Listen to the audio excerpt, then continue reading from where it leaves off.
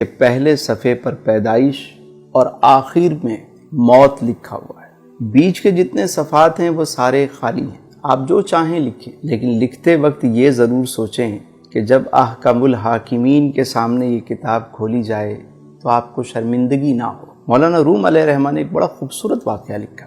آپ فرماتے ہیں کہ ایک شخص کو ایک قیمتی ہیرا ملا، انمول ہیرا۔ وہ اسے لے کر جوہری کے پاس گیا اور کہا اس کی قیمت کیا ہوگی؟ تو جوہری نے اسے دیکھا تو کہا کہ میں اپنی پوری دکان بھی دے دوں تو اس کی قیمت ادا نہیں ہو سکتی، اس پورے سرافہ بازار میں کوئی بھی اس کی قیمت نہیں دے سکتا۔ تم ایک کام کرو، اس کو لے کر بادشاہ وقت کے پاس جاؤ، ہو سکتا ہے وہ اس کی قیمت دے دے۔ وہ شخص وہ ہیرا لے کر بادشاہ کے پاس گیا۔ بادشاہ نے جب اسے دیکھا تو وزیر سے پوچھا اس کی مالیت کیا ہے؟ بادشاہ کو بتایا گیا بادشاہ سلامت اگر ہم اپنا تخت و تاج بھی دے دیں تو اس کی قیمت ادا نہیں ہو سکتی، یہ ایک انمول ہیرا ہے۔ بادشاہ نے کہا بھائی کسی قیمت پہ بھی مجھے چاہیے۔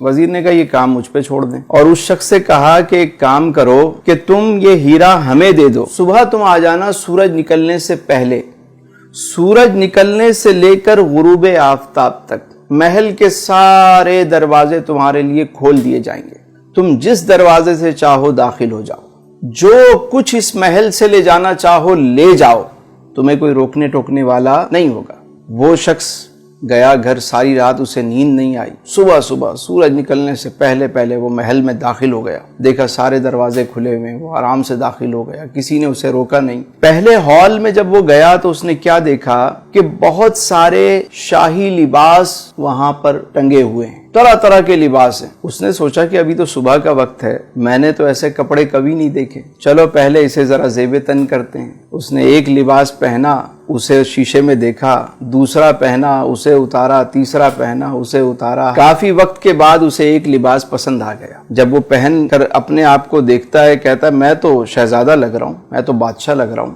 اب وہ آگے چلا، آگے جب گیا تو وزیر موصوف نے کیا کیا، دوسرے ہال میں طرح طرح کے شاہی کھانے چنے ہوئے، دسترخوان لگا ہوا ہے اور تازہ کھانے پکا کے رکھے گئے ہیں، خوشبو آ رہی ہے۔ اب یہ شخص پوری رات کا جاگا ہوا، بھوک سے اس کا برا حال تھا۔ اس نے جب ایسے کھانے دیکھے تو اس کی بھوک اور بڑھ گئی، ایک کھانے پہ ٹوٹ پڑا، کبھی اسے کھا رہا ہے، کبھی اسے کھا رہا ہے، کبھی اسے۔ جب اس نے سیر ہو کر کھایا، شکم سیری ہو گئی، تو پھر یہ آگے چلا۔ اگلے ہال میں کیا منظر دیکھتا ہے کہ وہاں شاہی بستر لگا ہوا ہے، کنیزیں جو ہیں وہ پنکھے لے کر کھڑی ہوئی۔ اس نے سوچا کہ ابھی تو صبح کا وقت ہے، ابھی تو بہت وقت پڑا ہوا ہے، کیوں نہ میں تھوڑی دیر آرام کر لوں۔ یہ شاہی بستر پر لیٹتا ہے، کنیزیں پنکھا جلتی ہیں، اور یہ جو پوری رات کا جاگا ہوا، پیٹ بھر کے کھانا کھایا ہوا، اب جب یہ سویا تو اللہ طول اچانک اس کی آنکھ کھلی تو دیکھا کہ دربان اس کو اٹھا رہے ہیں۔ جیسے ہی اس کی آنکھ کھلی انہوں نے کہا بھائی وقت ختم ہو گیا، سورج غروب ہو گیا، چلو اب یہاں سے بھاگو۔ یہ شخص فوراً اٹھ کر سامان اٹھانے لگ گیا، کبھی یہ اٹھا رہا ہے، کبھی وہ اٹھا رہا ہے۔ انہوں نے کہا